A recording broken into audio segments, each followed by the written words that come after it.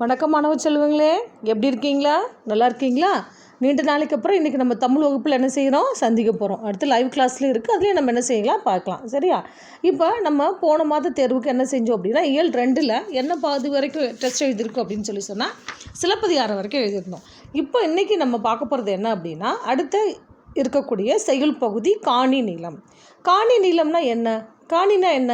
அதாவது இந்த செண்டு அப்படிம்பாங்க. அதாவது எத்தனை சதுரடியில் வீடு கட்டியிருக்கோம் அப்படின்னு சொல்லி கேட்போம் இல்லையா? அந்த ஸ்கொயர் ஃபீட் அதான் என்ன, ஒரு குறிப்பிட்ட கால அளவு தான் என்னது காணி நிலம். காணி நிலம்னா என்ன, ஒரு குறிப்பிட்ட அளவு நிலம், இடத்தினுடைய பெயர் தான் அப்படின்னு சொல்லி சொல்கிறாங்க.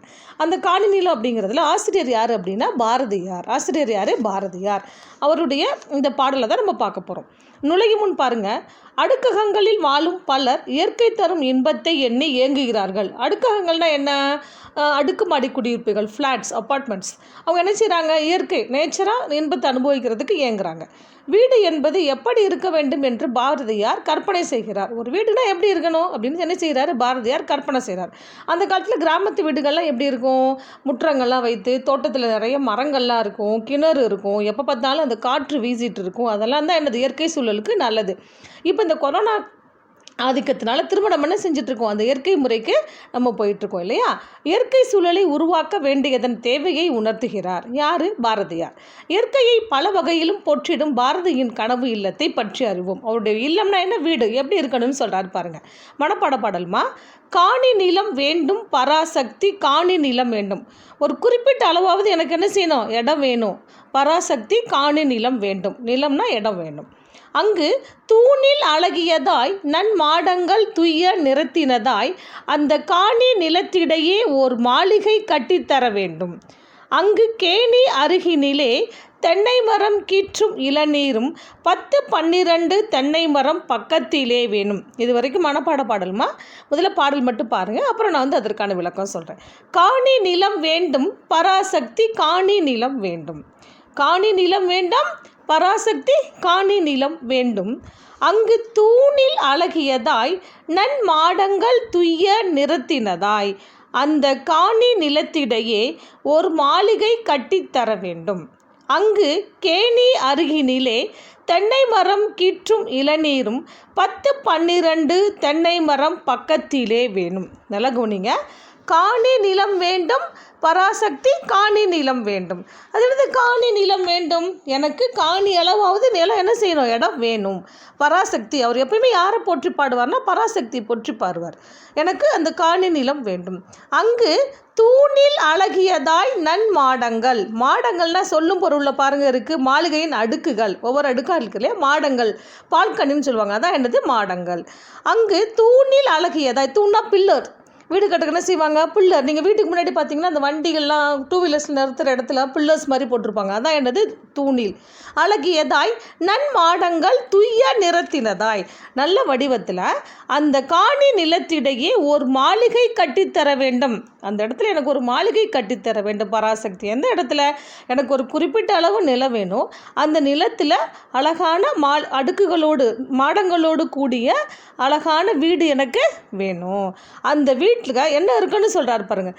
கேணி அருகினிலே, அங்கு கேணி அருகினில், இந்த படத்தில் பாருங்கள் தெரியும், பக்கத்தில் ஒரு கிணறு இருக்கா, தென்னை மரங்கள்லாம் இருக்கா? ஓகே, சரி. அங்கு கேணி அருகினிலே தென்னை மரம் கீற்றும் இளநீரும். தென்னை மரம் என்ன செய்யுது? தென்னங்கீற்று இல்லையா? அதுக்கு நமக்கு தருது, இளநீர் தருது.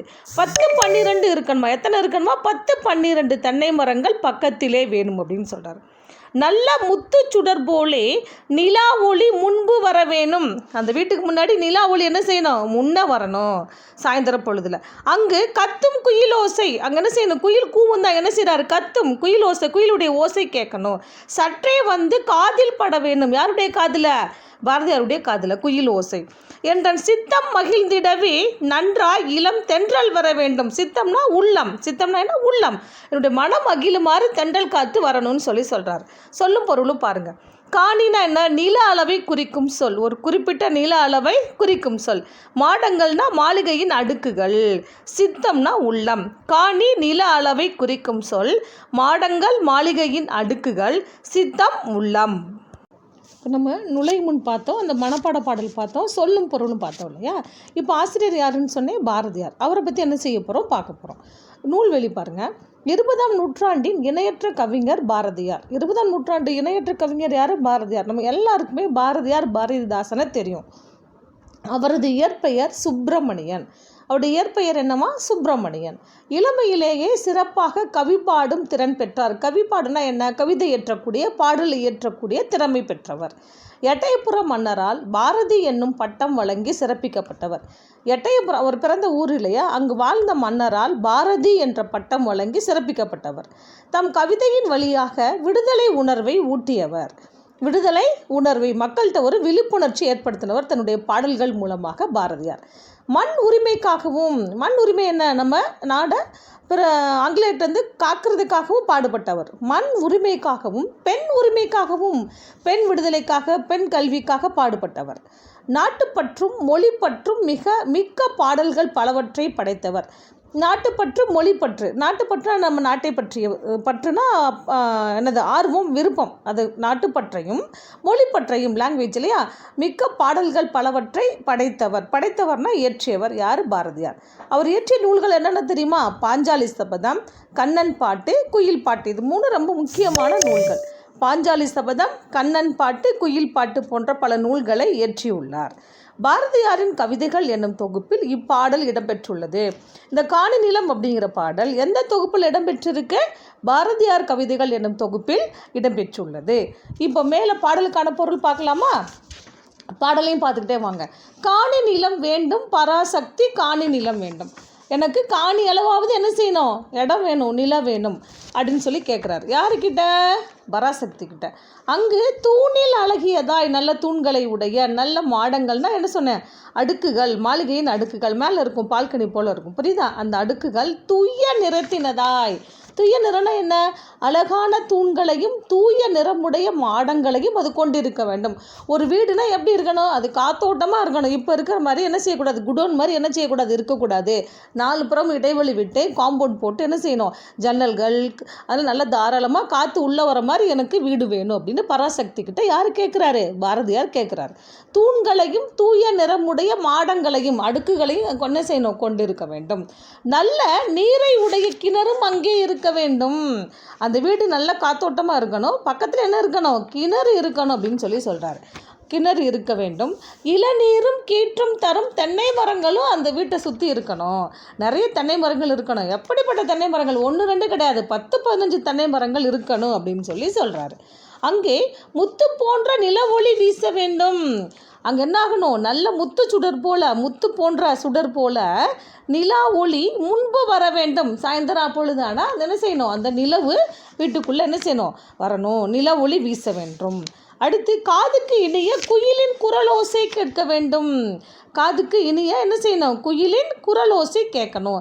ஏன்னா இடைவெளி இருந்தால், தோட்டங்கள் இருந்தால் தான் நிறைய மரங்கள் வைக்க முடியும். மரங்கள் இருந்தால் தான் பறவைகள்லாம் வந்து சத்தம் கொடுக்கும் இல்லையா? அப்போ குயிலுடைய ஓசை கேட்கணும் அப்படிங்கிறார். இது சொல்லும் போது எப்படி இருக்குது அப்படி இமேஜின் பண்ணிக்கிட்டே வாங்க. நம்ம ஒரு கிராமத்துப்புறத்து வீட்டில் இருக்கோம். அந்த வீட்டில் இருக்கும்போது நம்ம சுற்றி சுற்றி என்ன இருக்குது அப்படிங்கிறத பாருங்கள். கிணறு இருக்குது, தென்னை மரங்கள் இருக்குது. அப்போ மரங்கள் இருந்தால் என்ன செய்யும்? பறவைகள் வரும். பறவைகள் என்ன செய்யும்? அந்த குயில்லாம் என்ன செய்யும்? கூவும். இங்கே என்ன சொல்லியிருக்காங்க? கத்துன்னு சொல்லியிருக்காரு.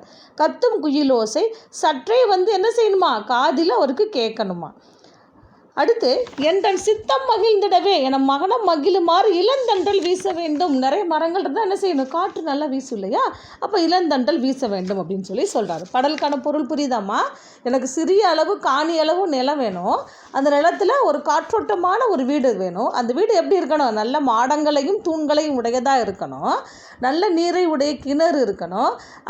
அந்த வீட்டை சுற்றி என்ன இருக்கணும்? 10 15 தென்னை மரங்கள் இருக்கணும். தென்னை மரத்தால் நமக்கு என்ன கிடைக்குது? இளநீரும் கீற்றும் கிடைக்குது இல்லையா?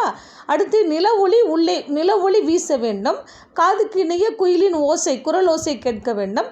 மனம் மகிழுமாறு இளந்தன்றல் தவள வேண்டும் அப்படின்னு சொல்லி சொல்கிறாரு.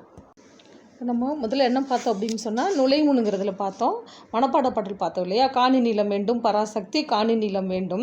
அங்கு தூணில் அழகியதாய் நன் மாடங்கள் துய்ய நிறத்தினதாய் அந்த காணி நிலத்திடையே ஒரு மாளிகை கட்டித்தர வேண்டும். அங்கு கேணி அருகினிலே தென்னை மரம் கீற்றும் இளநீரும் 10 12 தென்னை மரம் பக்கத்திலே வேணும். ரொம்ப அருமையாக இருக்குல்ல? படிக்கும் பொழுதே நல்லா பாருங்கள். காணி நிலம் வேண்டும் பராசக்தி காணி நிலம் வேண்டும், அங்கு தூணில் அழகியதாய் நன் மாடங்கள் துய்ய நிறத்தினதாய், அந்த காணி நிலத்திடையே ஓர் மாளிகை கட்டித்தர வேண்டும், அங்கு கேணி அருகினிலே தென்னை மரம் கீற்றும் இளநீரும் 10 12 தென்னை மரம் பக்கத்திலே வேணும் அப்படின்னு பார்த்தோம். அடுத்து சொல்லும் பொருளும் பார்த்தோம். காணி நில அளவை குறிக்கும் சொல், மாடங்கள் மாளிகையின் அடுக்குகள், சித்தம் உள்ளன்னு பார்த்தோம். அடுத்து பாரதியார் பற்றி நூல் குறிப்பு பார்த்தோம், பாடலுக்கான பொருள் பார்த்தோம். இப்போ பயிற்சிகள் பார்க்க போகிறோம். சரியான விடையை தேர்ந்தெடுத்து எழுதுக. கிணறு என்பதை குறிக்கும் சொல் எது? ஏரி, கேணி, குளம், ஆறு. எது சரியான சொல்? கேணி. இது வந்து முதல் இதிலேயே இருக்குது, முதல் நடத்தினையிலே அதில் இருக்குது. இது 2 மட்டும் அதில் பார்த்துக்கோங்க. கிணறு என்பதை குறிக்கும் சொல் என்ன? கேணி. சித்தம் என்பதன் பொருள் உள்ளம், மனம், குணம், வனம். சித்தம் என்பதன் பொருள் என்ன? உள்ளம். அடுத்து மாடங்கள் என்பதன் பொருள் மாளிகையின் அடுக்குகளா, கூரையா, சாளரமா, வாயிலா? அடுக்குகள். அடுத்து நன்மாடங்கள் என்னும் சொல்லை பிரித்து எழுத கிடைப்பது நன் கூட்டல் மாடங்களா, நற்கூட்டல் மாடங்களா, நன்மை கூட்டல் மாடங்களா, நல் கூட்டல் மாடங்களா? எது சரியானது? இ, நன்மை கூட்டல் மாடங்கள். அடுத்து 5 நிலத்தின் இடையே என்னும் சொல்லை பிரித்து எழுத கிடைப்பது நிலம் கூட்டல் இடையே, நிலத்தின் கூட்டல் இடையே, நிலத்து கூட்டல் இடையே, நிலத் கூட்டல் இடையே அப்படிங்கிறாங்க. அப்போ எது சரியான பொருள்? ஆவண்ணா நிலத்தின் கூட்டல் இடையே, நிலத்தின் இடையே. இன்னு கூட்டல் இ, நீ. சரியா? மேல் வகுப்பில் படிப்பீங்க புணர்ச்சி. அடுத்து முத்து கூட்டல் சுடர் என்பதை சேர்த்து எழுத கிடைக்கும் சொல் முத்துச்சுடர், முச்சுடர், முத்துடர், முத்துச்சுடர். இச்சு வரணும், ஈயன்னா தான் கரெக்டானது. நிலா கூட்டல் ஒளி என்பதனை சேர்த்து எழுத கிடைக்கும் சொல் நிலா ஒளி, நில ஒளி, நிலா ஒளி, நிலவு ஒளி. எது வரணும்? லா கூட்டல் ஓ, லோ இல்லையா? ஓன்னு வரணும். அப்போ என்ன வரணும்? நிலா கூட்டல் ஒளி என்பதனை சேர்த்து எழுத கிடைக்கும் சொல் நிலா ஒளி. இ சரியான பதில். பாருங்க, கிணறு என்பதை குறிக்கும் சொல் கேணி, சித்தம் என்பதன் பொருள் உள்ளம், மாடங்கள் என்பதன் பொருள் மாளிகையின் அடுக்குகள், நன்மாடங்கள் என்னும் சொல்லை பிரித்து எழுத கிடைப்பது நன்மை கூட்டல் மாடங்கள், நிலத்தினிடையே என்னும் சொல்லை பிரித்து எழுத கிடைப்பது நிலத்தின் கூட்டல் இடையே, முத்து கூட்டல் சுடர் என்பதனை சேர்த்து எழுத கிடைக்கும் சொல் முத்துச்சுடர், நிலா கூட்டல் ஒளி என்பதனை சேர்த்து எழுத கிடைக்கும் சொல் நிலா ஒளி அப்படின்னு சொல்லி பயிற்சிகள் சரியான விடையை தேர்ந்தெடுத்து எழுதுக. அடுத்து பொறுத்துக பாருங்க. முத்துச்சுடர் போல தூய நிறத்தில் சித்தம் மகிழ்ந்திட. முத்துச்சுடர் போல் என்ன இருக்கணும்? நிலா ஒளி இருக்கணும் இல்லையா? அந்த பாடலுடைய பொருள் பார்த்தீங்கன்னாவே உங்களுக்கு தெரியும். முத்துச்சுடர் போல நிலா ஒளி, தூய நிறத்தில் என்ன இருக்கணும்? ஆன்சர் சொல்கிறீங்களே, மாடங்கள். சித்தம் மகிழ்ந்திட தென்றல். சித்தம்னு என்ன சொன்னேன்? உள்ளம். சித்தம் மகிழ்ந்திட தென்றல். சொல்லுங்க பார்க்கலாம். முத்துச்சுடர் போல நிலா ஒளி, தூய நிறத்தில் மாடங்கள், சித்தம் மகிழ்ந்திட தென்றல். இந்த நயமறிகளை நான் உங்களுக்கு இதில் கொடுத்துருக்கேன், அசைன்மெண்ட்டில் கொடுத்துருக்கேன். அழகாக டேட் போட்டு, நிறைய பேர் டேட்டே போட மாட்டேங்கிறீங்கம்மா. டேட் போட்டு அடித்தல் திருத்தல் இல்லாமல் நீட்டாக எழுதணும். கட்டுரை நோட்டு போன தடவை கொஞ்சம் பேர் சப்மிட் பண்ணாதவங்களும் முடிச்சு வச்சுரு. அடுத்த தடவை நோட் கரெக்ஷன் வரும்போது கொடுக்கணும். சரியா? எல்லாருமே கொடுக்கணும். அடுத்த கட்டுரை கண்டிப்பாக என்ன செய்யும்? மாத தேர்வுக்கு வரும்.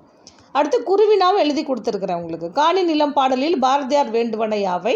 பாரதியார் இயற்கையின் மீது கொண்டுள்ள விருப்பம் குறித்து எழுதுக. இது குருவினான்னு கொடுத்துருக்காங்க. ஆனால் நான் வினா பெருசாக இருக்கிறதுனால, ஆன்சர் பெருசாக இருக்கிறதுனால சிறுவினா அப்படிங்கிற அமைப்பில் உங்களுக்கு கொடுத்துருக்கேன். சரியா?